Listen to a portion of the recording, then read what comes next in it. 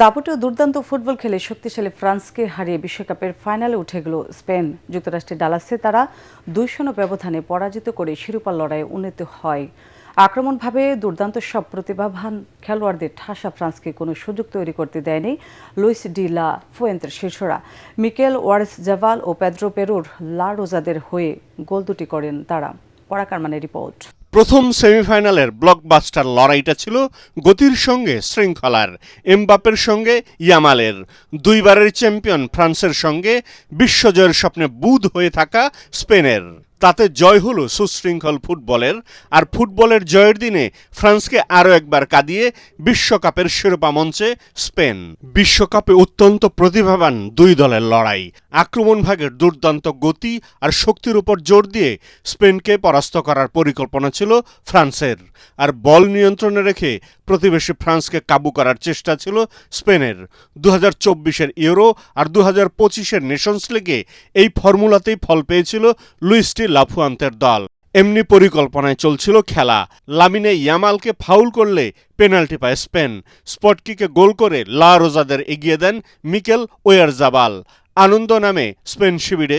আর চলতি বিশ্বকাপে এবারই প্রথম পিছিয়ে পড়ল ফ্রান্স। 30 মিনিটে ইনজুরিতে পড়ে সালিবা মাঠ ছাড়লে ফ্রান্সের রক্ষণ দুর্গ আরেকটু অরক্ষিত হয়ে পড়ে। ভরসা কমে যায়। 38 মিনিটে ব্যবধান দ্বিগুণ করার সুযোগ এসে যায় স্পেনের, কিন্তু ফ্রেঞ্চ রক্ষণে তা হয়নি। মাঝমাঠ দখলে রেখে স্পেন খেলতে থাকলে এমবাপ্পে, দেমবেলে আর ওলিসের সমন্বয়ে গড়া সবচেয়ে ক্ষুরোধার আক্রমণ ভাগ হয়ে পড়ে নখদন্তহীন। তাতে এক গোলে এগিয়ে থেকে বিরতিতে চায় স্প্যানিশরা। জয়ের মন্ত্রে দ্বিতীয়ার্ধেও এমবাপ্পেদের জাগাতে পারেননি দিদিয়ের দেশম। উল্টো ফ্রান্সের রক্ষণ দুর্বলতায় ব্যবধান দ্বিগুণ করেন পেদ্রো পোরো। আবারও ডালাসের গ্যালারিতে বয়ে যায় লালের বন্যা। এইসব আক্রমণের মধ্যে লামিনে ইয়ামাল একটি গোল করলেও অফসাইডে তা বাতিল হয়ে যায়। পিছিয়ে থেকে কখনোই দমে যায়নি দুইবারের বিশ্ব চ্যাম্পিয়ন ফ্রান্স। এমবাপ্পে এবং চুয়েমেনিকে সফল হতে দেয়নি স্পেনের রক্ষণ ভাগ। অবিশ্বাস্য রকমের শক্তিশালী ফ্রান্সের আক্রমণ ভাগ, কিন্তু রক্ষণ ভাগ ও মাঝমাঠে তারা ততোধিকই সাধারণ মানের। এতদিন কোনো দলই লাভ ব্লুদের ওপর সেভাবে চড়াও হয়নি, কিন্তু স্পেন প্রথমবার চড়াও হলো। তাতেই তাসের ঘরের মতো ভেঙে পড়ে ফ্রান্সের রক্ষণ প্রাচীর। এই জয়ে 2010 সালের পর আবারও বিশ্বকাপের ফাইনালে স্পেন। পরাগারমান, এটিএন বাংলা। বসুন্ধরা টিস্যু, অশুদ্ধতার বিরুদ্ধে এক বিন্দুও ছাড় নয়। 29 পার করে 30 বছরে পদার্পণ শুরু করলো দেশের প্রথম বেসরকারি satellite television channel ATN Bangla. নানা প্রতিকূলতার মধ্যেও বস্তুনিষ্ঠ সংবাদ ও মানসম্মত অনুষ্ঠান পরিবেশনের মাধ্যমে শীর্ষস্থান ধরে রেখেছে চ্যানেলটি বলে জানিয়েছেন এটিএন বাংলা ও এটিএন নিউজের চেয়ারম্যান ডক্টর মাহফুজুর রহমান। এই দীর্ঘ পথ চলায় সংবাদ, বিনোদন, সংস্কৃতি ও সামাজিক দায়বদ্ধতায় অনন্য ভূমিকা রেখে দর্শকদের আস্থা অর্জন করেছে এটিএন বাংলা। মনির হোসেন তপুর রিপোর্ট।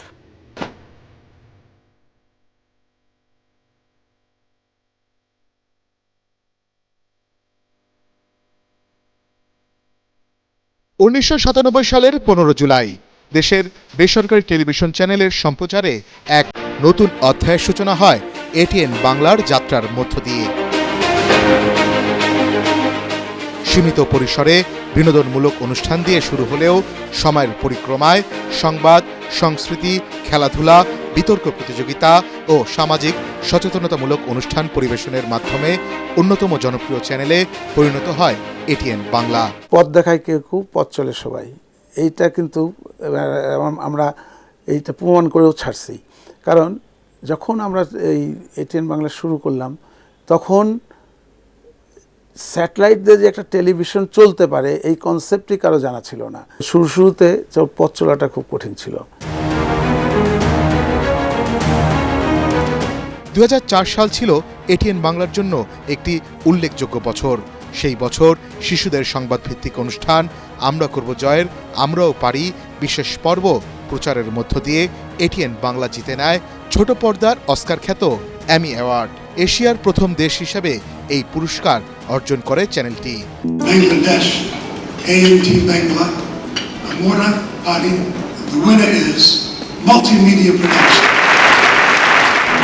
এখানেই থেমে থাকেনি। দুস্থ আর অবহেলিতদের কথা তুলে ধরায় 2012 সালে ডক্টর মাহফুজুর রহমানকে এশিয়ান ব্রডকাস্টার অব দ্য ইয়ারে ভূষিত করে ব্রিটেনের পত্রিকা এশিয়ান ভয়েস।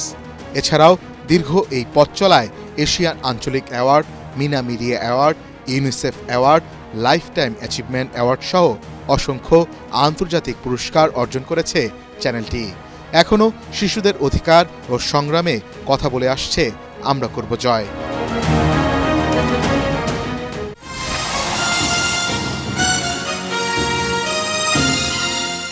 দীর্ঘ এই 29 বছরের যাত্রায় সংবাদ পরিবেশনে বস্তুনিষ্ঠতা, দেশীয় সংস্কৃতির বিকাশ এবং নতুন প্রতিভা তুলে ধরতে গুরুত্বপূর্ণ ভূমিকা পালন করছে চ্যানেলটি। সঙ্গীত, অভিনয়, নৃত্য সহ বিভিন্ন ক্ষেত্রে নতুন শিল্পী তৈরির পাশাপাশি গুণীজনদের আজীবন সম্মাননায় সম্মানিত করার ধারাও অব্যাহত রেখেছে এটিএন বাংলা। আমরা শুরুতে যে পরিমাণ শিল্পী, নাটকের বলেন, গানের বলেন, যে পরিমাণ শিল্পী এটিএন বাংলা তৈরি করছে আর কোনো চ্যানেল, ইভেন আমি এটাই বলতে পারি বিটিভি বহু বছর তারা চ্যানেল চালাইছে, তো আমরা যেভাবে যত শিল্পী আমরা তৈরি করছি এটিএন বাংলা, বিটিভিও তত করতে পারে নাই। তখন টিআরপিতে দেখা যায় যে এটিএন বাংলা নিউজ প্রায় আমরা শীর্ষে থাকি। এতগুলি চ্যানেল, নিউজ চ্যানেল আজকে 10টার শুধু নিউজ চ্যানেলই আছে 10টার উপরে, তারপরেও আমাদের নিউজ এখন পর্যন্ত জনপ্রিয়তা অর্জন ধরে রাখতে পারছি। শিশু কিশোরদের মেধা বিকাশ, অনুসন্ধানী প্রতিবেদন, জনসচেতনতামূলক অনুষ্ঠান এবং মানবিক উদ্যোগের মাধ্যমে সমাজের নানা দিক তুলে ধরেছে প্রতিষ্ঠানটি। জাতীয় ও আন্তর্জাতিক অঙ্গনে বিভিন্ন সম্মাননা অর্জনের মধ্য দিয়ে দেশের গণমাধ্যমকে বিশ্ব দরবারে পরিচিত করেছে এটিএন বাংলা। একটা সময় যখন সংবাদের ছবি সংগ্রহ করে তাৎক্ষণিক প্রচারের ব্যবস্থা ছিল না, তখন সংবাদের খোঁজে ভোটের পাখি নিয়ে দেশের এক প্রান্ত থেকে অন্য প্রান্তে উড়ে গেছে এটিএন বাংলার কর্মীরা। নতুনদেরকে চান্স দিতাম এবং নতুনরা যদি চান্স না দেওয়া হতো তো আজকে এই শিল্পে এতগুলি চ্যানেল আজকে চলতেছে, আজকে কিন্তু কোনো রিপোর্টারের অভাব নেই, কোনো শিল্পীর অভাব নেই।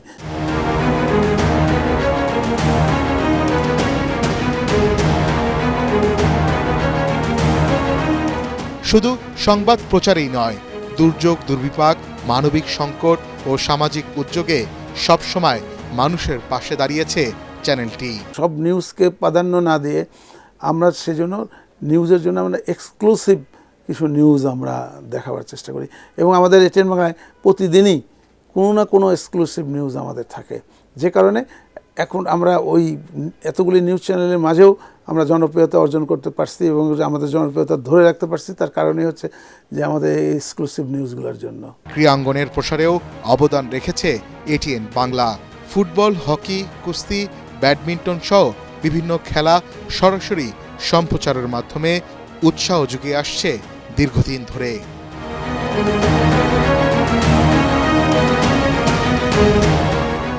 একই সাথে মহান মুক্তিযুদ্ধের ইতিহাস, স্বাধীনতার চেতনা নতুন প্রজন্মের কাছে তুলে ধরতে নির্মাণ করেছে অসংখ্য বিশেষ অনুষ্ঠান ও প্রামাণ্যচিত্র। জাতীয় গুরুত্বপূর্ণ ইস্যুতে দায়িত্বশীল সাংবাদিকতার ধারাবাহিকতা বজায় রেখে গণমানুষের আস্থার প্রতীক হয়ে উঠেছে এটিএন বাংলা।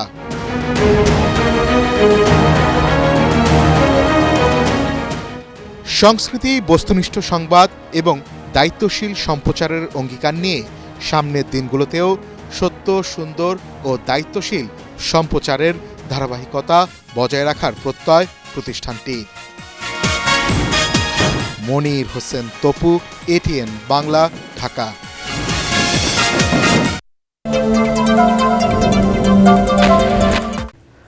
শিক্ষার্থীদের নিয়ে মন্তব্যে দুঃখ প্রকাশ করেছেন শিক্ষামন্ত্রী আনম ইহসানুল হক মিলন। তিনি বলেন, উদ্দেশ্যপ্রণোদিতভাবে কাউকে কিছু বলেননি তিনি, তারপরও কেউ ব্যথিত হলে সেজন্য দুঃখ প্রকাশ করেন তিনি। জাতীয় সংসদে মন্ত্রী বলেন, আবহাওয়া অনুকূলে থাকা সাপেক্ষে এইচএসসি পরীক্ষা চালিয়ে নেওয়ার সিদ্ধান্ত ছিল। এ সময় 13 জুলাই পরীক্ষা ফের নেওয়া হতে পারে বলে জানান তিনি। এদিন সংসদের বিরোধী দলীয় নেতার জুলাই স্মৃতি জাদুঘর খুলে দেওয়ার আহ্বানের প্রেক্ষিতে স্বরাষ্ট্রমন্ত্রী জানান, 5 আগস্ট এটি উদ্বোধন করবেন প্রধানমন্ত্রী। সাজ্জাদ জাহানের রিপোর্ট। টানা বৃষ্টি ও জলাবদ্ধতার কারণে দেশের দক্ষিণাঞ্চল সহ বিভিন্ন স্থান এখন বন্যার পানিতে প্লাবিত। 3 পার্বত্য জেলা সহ চট্টগ্রামের স্কুল কলেজ সহ অনেক ঘরবাড়ি তলিয়ে গেছে পানির নিচে। বৈরী আবহাওয়ার কারণে স্থগিত করা হয় চট্টগ্রাম বোর্ডের এইচএসসি ও সমমানের পরীক্ষা। তবে কয়েকদিনের টানা বর্ষণে সারা দেশে এইচএসসি পরীক্ষা চলমান রাখায় বিপাকে পড়ে শিক্ষার্থীরা। বেশ কিছু এলাকায় জলাবদ্ধতা পেরিয়ে পরীক্ষা কেন্দ্রে যেতে হয় পরীক্ষার্থীদের। এই অবস্থায় পরীক্ষা স্থগিত না করায় ক্ষোভ প্রকাশ করেন শিক্ষার্থী ও অভিভাবকরা। মঙ্গলবার সংসদে আলোচনার কেন্দ্র হয়ে ওঠে এই প্রসঙ্গ। প্রশ্ন উত্তর পর্বে প্রতিকূল পরিবেশে পরীক্ষা নেয়ার বিষয়টি খোলাসা করেন শিক্ষামন্ত্রী। বিকেল 5টা পর্যন্ত আমরা বসে থেকে সিদ্ধান্ত নিলাম যে সকলেই বলল যে ওয়েদার ভালো হবে, সেই জন্য পরীক্ষা রেখেছি। তারপরও শিক্ষার্থীদের নিয়ে মন্তব্যে দুঃখ প্রকাশ করেন শিক্ষামন্ত্রী এহসানুল হক মিলন এবং শিক্ষার্থীদের পড়ার টেবিলে ফেরার আহ্বান জানান তিনি। আমরা ভেবেচিন্তে দেখেছি যে চিরাং বোর্ডের পরীক্ষা আরেকটি প্রশ্নপত্রের সেটে যখন আমরা নিতে যাব ফিজিক্স সেকেন্ড পেপার, যুক্তিবিদ্যা এবং হিসাব বিজ্ঞান, সেই সময়ে আমরা এই পরীক্ষাটি পুনরায় নেওয়ার ব্যবস্থা করতে পারবো ইনশাআল্লাহ। তাছাড়া আমার ব্যক্তিগত মন্তব্য সেটি নিয়ে অনেকেই আপত্তি করেছেন, সেই ব্যাপারে বলতে চাই আমি কাউকে উদ্দেশ্য প্রণোদিতভাবে কিছু বলি নাই। যদি কেউ আহত হয়ে থাকে সিম্পলি আমি দুঃখ প্রকাশ করছি। এদিন সংসদে বিরোধী দলীয় নেতা জামায়াত আমির ডাক্তার শফিকুর রহমান জুলাইয়ের আদর্শ ধারণ করে সবাইকে ঐক্যবদ্ধ থাকার আহ্বান জানান। যাদের কারণে আজকের এই সংসদ, তাদের প্রতি আমাদের অবশ্যই দায়বদ্ধতা রয়েছে। এ দায় পরিশোধ করতেই হবে, এর কোনো বিকল্প নেই। কার্যবিধিতে অংশ নিয়ে স্বরাষ্ট্রমন্ত্রী বলেন, আগামী 5 আগস্ট প্রধানমন্ত্রী তারেক রহমান জুলাই স্মৃতি জাদুঘর সর্বসাধারণের জন্য উদ্বোধন করবেন। 5ই আগস্ট জুলাই স্মৃতি জাদুঘর খুলে দেওয়া হবে, মাননীয় প্রধানমন্ত্রী সেটা উদ্বোধন করবেন। সাজ্জাদ জাহান, এটিএন বাংলা, ঢাকা।